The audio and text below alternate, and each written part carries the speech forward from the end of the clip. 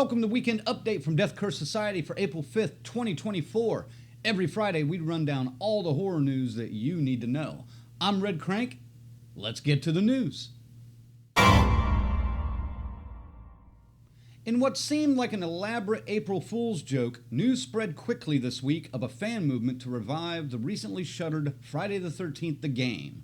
Now, that seems more like a reality, and we couldn't be happier. Friday the 13th Resurrected is a fan-made modded build of the Gun interactive game released in 2017, which will feature new exclusive content like playable characters, skins, and maps, as well as have dedicated multiplayer servers to enable gameplay into the future. At the current time, the modded game will be available to play free, and the release date will be announced April 15th, 2024. According to the development team, the mod will not require that you have purchased the official game to work with Resurrected, and the game will be available as a direct download from their Discord server. At this point in time, the game is only available on PC, but it will also have controller support. Disappointed fans of the original game may finally have the opportunity to play as Uber Jason on the never-released Grendel map that was promised by the original developers. The long-running legal battle between producer-director Sean Cunningham and writer Victor Miller crippled what could have been the greatest horror video game in history. It's no secret that we at Death Curse Society met while playing Friday the 13th The Game, and this website and our podcast would not exist without the original game. So, this news has us very excited to head back to Camp Crystal Lake. Even though it's almost 18 months away from theaters, director Maggie Gyllenhaal has shared a first look at two characters from her upcoming film, The Bride, a reimagining of The Bride of Frankenstein set in 1930s Chicago. In an Instagram post on Wednesday, Gyllenhaal confirmed shooting has begun on the film with images of Jessie Buckley's bride and Christian Bale as Frank. The film also includes Annette Bening, Penelope Cruz, Julian Hough, and Peter Sarsgaard to round out the fantastic cast.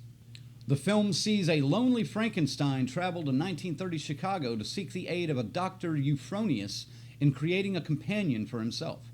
The two reinvigorate a murdered young woman, and the bride is born. She is beyond what either of them intended, igniting a combustible romance, the attention of the police, and a wild and radical social movement. The Bride will arrive in theaters October 3rd, 2025. If director Ryan Coogler gets his way and helms a future The X-Files reboot, we may get to see Dr. Dana Scully return in some fashion. During an interview on Today this week, Gillian Anderson expressed extreme interest in working with the brilliant director.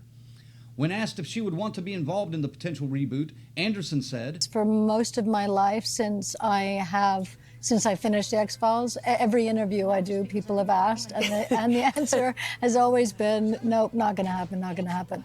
Now, Ryan Coogler, who's the director of Black Panther, brilliant director, has approached Chris Carter to say that he wants to do a take on it. And I cannot think of a better way around for a reboot to happen. I think he's a bit of a genius. So you're saying there's a chance? There's a chance it will happen. Whether I am involved in it is a whole other thing. But you're not saying no. In his hands, but I'm not saying no, because I think he's really cool. And I think if he did it, it would probably be done incredibly well. And maybe I'll pop in for a little something. That's exciting. We'll take that. She's still hot. No official announcement has been made about an X-Files reboot yet, but last March, creator Chris Carter admitted Coogler's interest in the project during an interview with the CBC's Gloria Makarenko. When asked how Carter would approach a current reboot of The X-Files, he said, "We're so steeped in conspiracy theories now, you know? The X-Files dealt with a central conspiracy, but now the world is so full of conspiracies that I think it'd be a different show.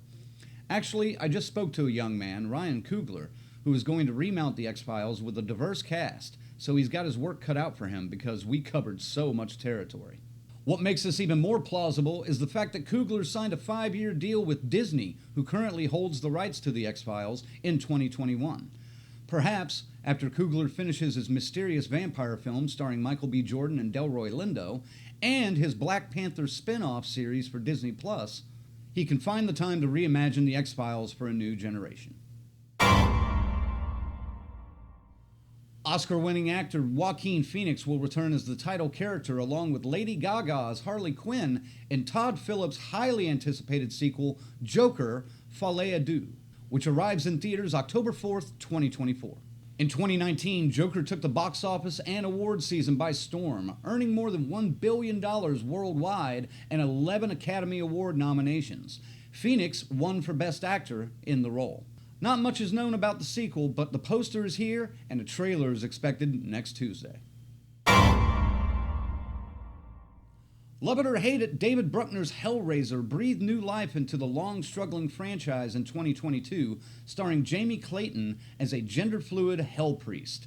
Finally, we have confirmation that a sequel is in the works. In a recent interview with comicbook.com, producer Keith Levine gives us a little more hope for a return to the world of Cenobites.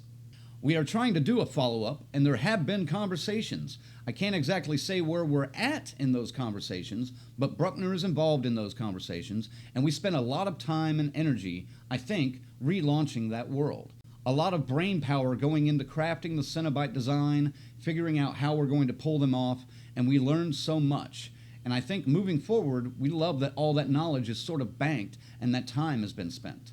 So we think that moving forward and going into another movie is just going to be even crazier and even more awesome. So yeah, that's something we're definitely hard at work on and hope we will have more news soon. It's not much, but it's a start that we can all be excited about. After the finale of The Walking Dead, The Ones Who Live this Sunday, AMC aired a promo for the second season of another spin-off show, Daryl Dixon, The Book of Carol. As the title implies, it seems two fan-favorite characters may reunite this summer. Melissa McBride returns as Carol, who seems to be tracking Norman Reedus' Daryl in the second season, which should make most fans very happy. A new teaser has arrived for the next standalone installment in the Poohniverse? Bambi the Reckoning. Come on. Every week you're going to do this to me? We follow Xana and her son Benji, who find themselves in a car wreck and soon hunted down by the vicious killing machine, Bambi. Yeah.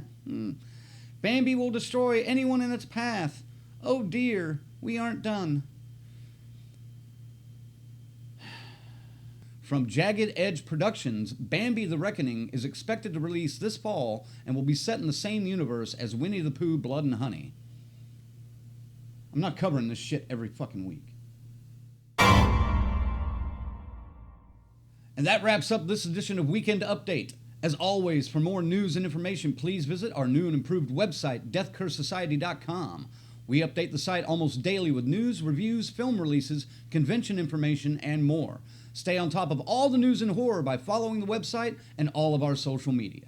On the next Monday Maniacs, we get to watch Ziggy come unhinged in a live broadcast. We're introducing a new special recurring episode of Monday Maniacs called Original versus Remakes, where we will examine remakes of great original horror films and compare the two in an objective way. Well, some of us will try to be objective. Our first deep dive will be one of Zigzag's favorite films, John Carpenter's The Fog from 1980 versus the 2005 remake, which Ziggy calls painful to watch. Ooh, baby, this is going to be fun. Join us live Monday at 8 p.m. Eastern on YouTube, Facebook, and Twitch, and be part of the conversation. Thanks for watching, and as always, have a great weekend. Woo!